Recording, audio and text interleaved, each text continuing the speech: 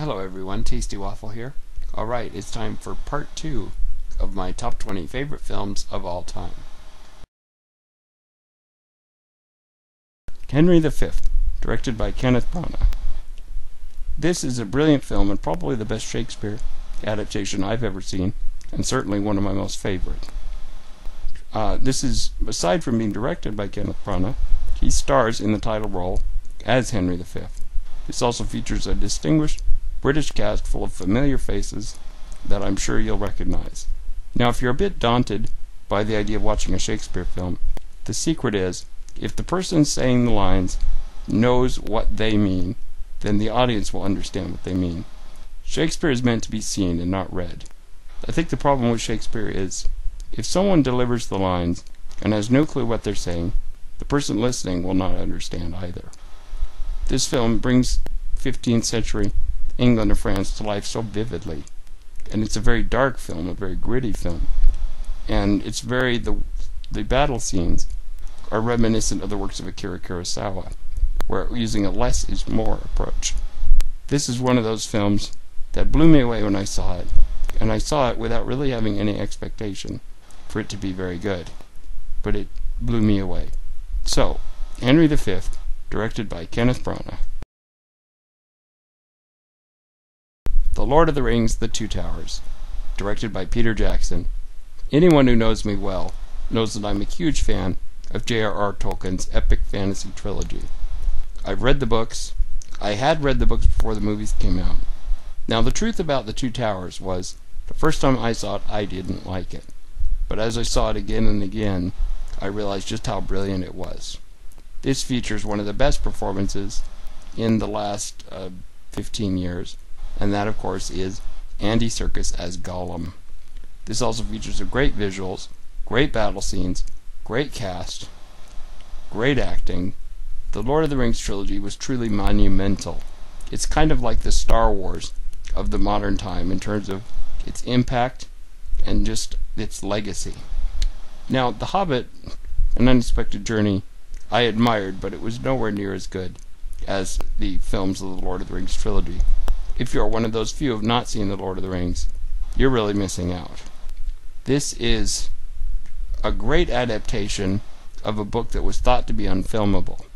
Now, The Two Towers has irked some people for deviating from the source material, but I find that even with the deviations, and I've read the book thoroughly, that I didn't mind and I thought it made a great movie.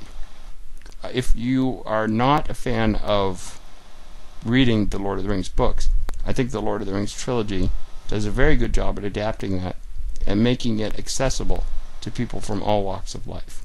So, The Lord of the Rings, The Two Towers, directed by Peter Jackson. Star Wars, directed, of course, by George Lucas. No geek could have a complete list of his favorite films without listing this monumental 1977 achievement. Star Wars changed everything about movies. Anyone who knows me well knows that I'm a huge fan of Star Wars, and I could talk endlessly about it. Suffice to say, Star Wars is so well constructed, such a well-told story, featuring great archetypal characters. This film takes all of the elements of myths throughout the world and puts them in a package that everybody from all walks of life could appreciate in some way or another. If you're one of the few who has not seen Star Wars, and I actually do know a few people who haven't seen it, it is really the storybook example of how to tell a good, solid story. So, Star Wars, directed, of course, by George Lucas.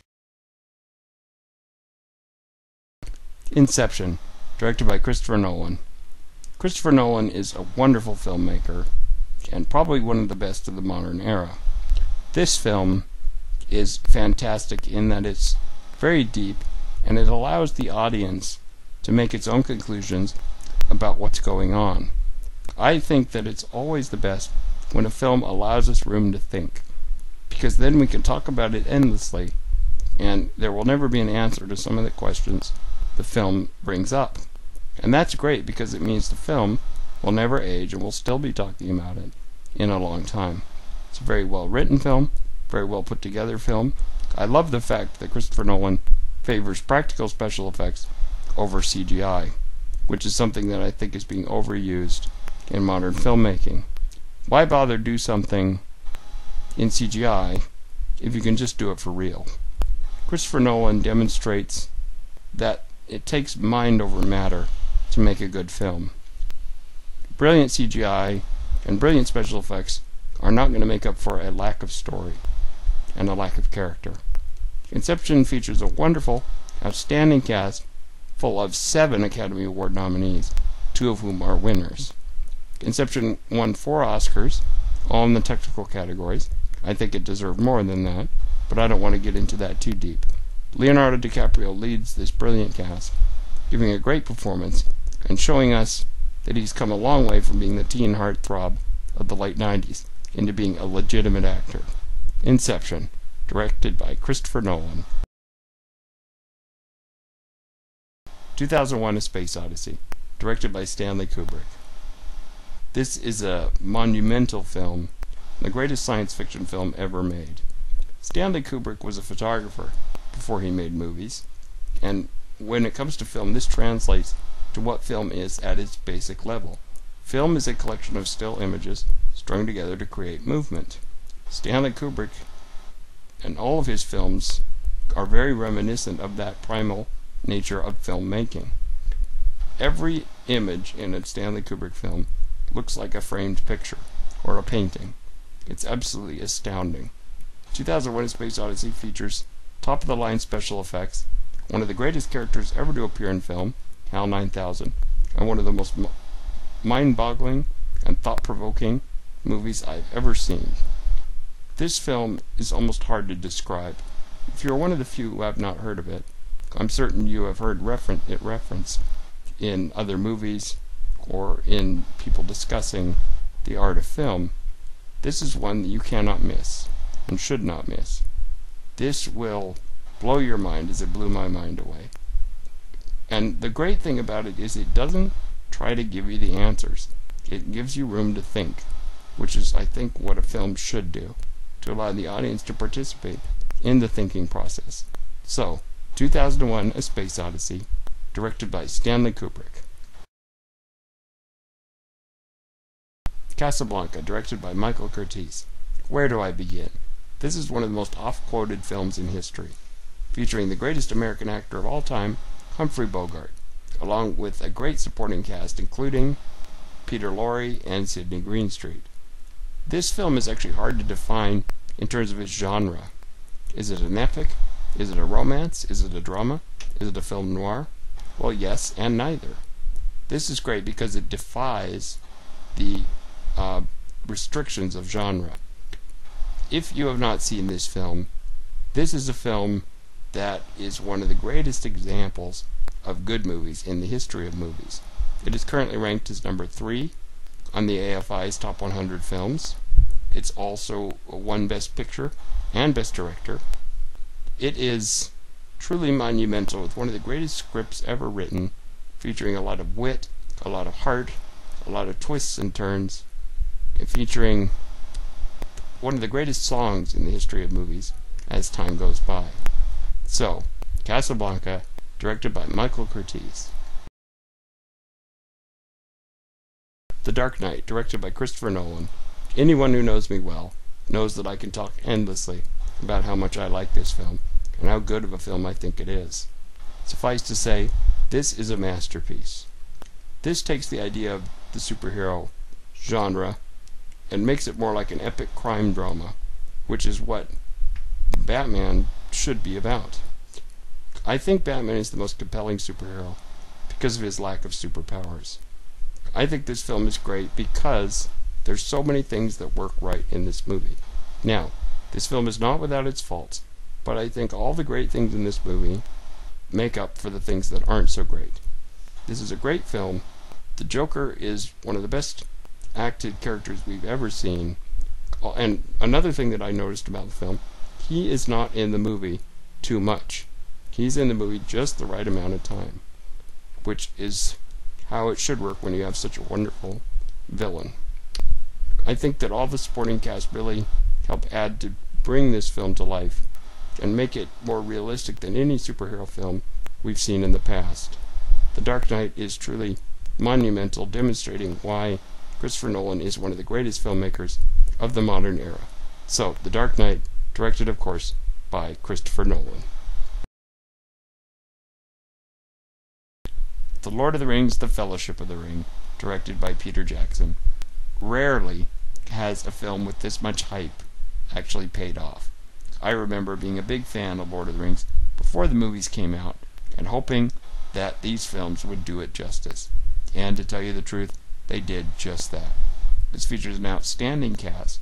I'm very glad that they didn't go with A-list actors, because with these people in the roles who are not as well known, you see the character and not the actor trying to play them.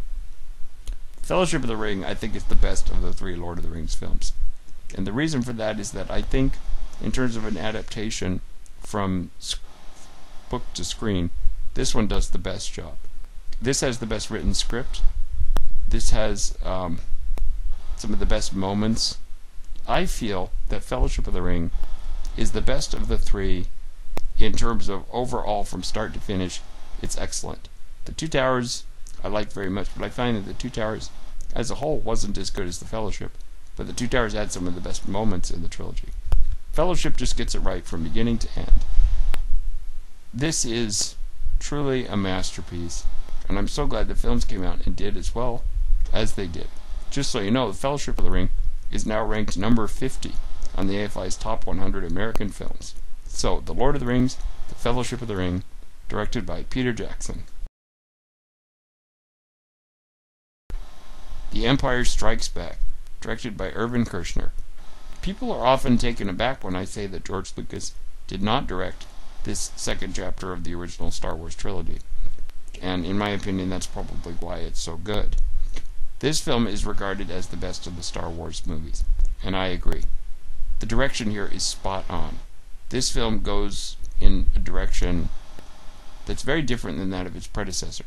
Star Wars is great in being the breakthrough, but The Empire Strikes Back, being the middle chapter, takes time to develop the characters and goes in a darker route, and ends on a very unsatisfying note. I think this makes this film so much better than Star Wars. This is just one of the greatest films ever made, and I think it's a shame that it didn't make the AFI list. Star Wars did, but I think the reason is because Star Wars is the breakthrough. The Empire Strikes Back features some absolutely brilliant moments, and one of the greatest characters in movie history, Yoda, who probably has some of the best lines in any movie ever made, and gives some of the most profound speeches. I think that this movie is better than Star Wars in almost every respect, and without The Empire Strikes Back working, that would have been the end of Star Wars. So, The Empire Strikes Back, directed by Irvin Kershner. And now, the one you've all been waiting for, my favorite film of all time, Lawrence of Arabia, directed by David Lean. What can I say? This is outstanding. This film is able to balance a war film with an intimate portrait of a very strange man. T.E. Lawrence was a very odd man, played brilliantly by Peter O'Toole in this Best Picture and Best Director winner. This film features an outstanding cast, including Alec Guinness, Omar Sharif, Anthony Quinn, Anthony Quayle, and Jack Hawkins. Jack Hawkins is an interesting man because he was like the staple of epic films. He was in Ben-Hur, he was in Lawrence of Arabia, he was in Bridge on the River Kwai, he was in a lot of the epics of the time, as of course was Alec Guinness. This film is very profound, has a brilliant script written by Robert Bolt, which just, I don't think we've seen its like ever before, and I hope that more filmmakers tried to keep this film in mind when writing their screenplays. If you have not seen Lawrence of Arabia, see it. It is outstanding, featuring on real Arabian locations where many of the events took place. It's actually filmed in Arabia, except for a few scenes, and it was, I guess, a disaster to film because they filmed in the desert, but I think it was worth it, making it one of the greatest films ever made and my personal favorite.